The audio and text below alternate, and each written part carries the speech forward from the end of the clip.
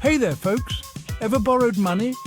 Maybe for a car, a house, or even just to get through a tough month? Feels like owing your soul, right? The stress, the constant worry about repayments, and the feeling of being trapped in a cycle of debt. Now imagine a country borrowing billions. The stakes are higher, the pressure is immense, and the consequences can be far-reaching. That's where our buddies, the international organizations, step in. The fancy loan sharks of the global village. They offer financial lifelines, but with strings attached. They aren't just about handing out cash, though. They come with a set of rules, guidelines, and expectations that must be followed. Oh no, they come with terms and conditions thicker than a bowl of Nigerian egusi soup. These terms can dictate economic policies and influence national decisions. Think of them as your very persistent financial advisor, always telling you to cut back on the good stuff. Subsidies, anyone? They might ask you to reduce spending on social programs or cut subsidies to balance the budget. But hey, sometimes a little tough love is what you need, even if it comes with a side of economic jargon and a PowerPoint presentation that could cure insomnia. It's all part of the complex dance of global finance. Let's meet the big players, shall we? First up, the International Monetary Fund, always ready to throw a financial life raft when a country's economy goes for a swim with the fishes. Whether it's a sudden economic downturn or a full-blown financial crisis, the IMF steps in with loans and financial advice to stabilize economies. They're like the global financial paramedics, rushing in to provide emergency care. Think of them as the world's emergency responders, except they arrive with briefcases instead of ambulances. They analyze the situation, prescribe economic policies, and monitor progress to ensure recovery.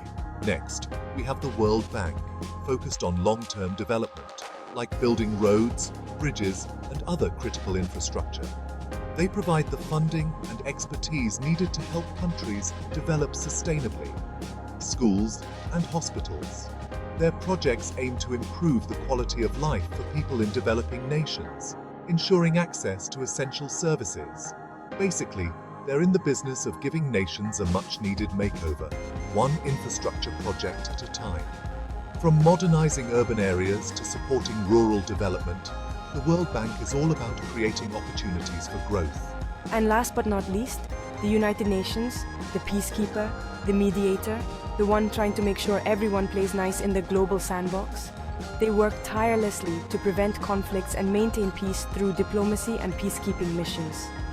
Plus, they do a whole lot more, like tackling poverty, promoting education, and ensuring that every child has the opportunity to learn and grow in a safe environment, and saving the planet, one sustainable development goal at a time. From renewable energy projects to environmental conservation efforts, the UN is dedicated to creating a sustainable future for all. Now, let's talk India. Back in the day, they were practically on a first-name basis with the IMF, asking for loans like it was going out of style. But somewhere along the way, something clicked. They embraced those pesky economic reforms, opened up their markets, and boom, India went from borrowing billions to lending billions. They still have their challenges, of course, but their transformation is nothing short of a Bollywood movie montage, full of drama, catchy music, and a happy ending so far.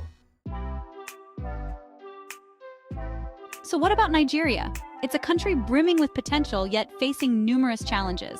Well, we've got the potential, the oil, the people, the entrepreneurial spirit that could put a SpaceX rocket to shame. Our natural resources are abundant and our youth are incredibly innovative, ready to take on the world. But we're also kind of stuck in a loop, borrowing from the big guys, promising reforms, and then, well, you know the rest. It's a cycle that seems hard to break, but it's not impossible. Here's the thing. India and Nigeria were like two sides of a spicy samosa, different but united by a love for flavorful chaos. Both nations have rich histories and vibrant cultures, yet our paths have diverged in interesting ways. We can learn a thing or two from their journey. India's tech boom and economic reforms have propelled it onto the global stage.